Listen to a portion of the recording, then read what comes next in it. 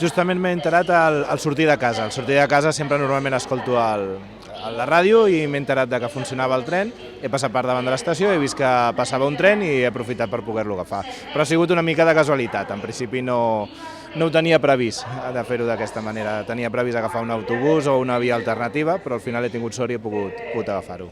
Tinc un company que ha agafat el tren abans que jo i m'ha dit funcionen. Ara no sé si quan tu ho agafis funcionaran bé o no. Per previsió m'he agafat un tren abans per poder arribar bé a la feina. És veritat que van més lents, no van tan de pressa. En el recorregut hem trigat més. L'hem agafat a I38 i acabem d'arribar, venim de Mollet. Jo crec que funcionarà bé, però també hem d'estar al cap dels maquinistes, que han patit no m'agradaria estar al cap de cap d'ells, la veritat.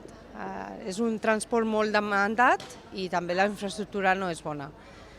No és normal vindre un matí amb les 7 menys 20 del matí que agafes el tren amb els vagons a petar de gent. Això no és normal, és inviable també.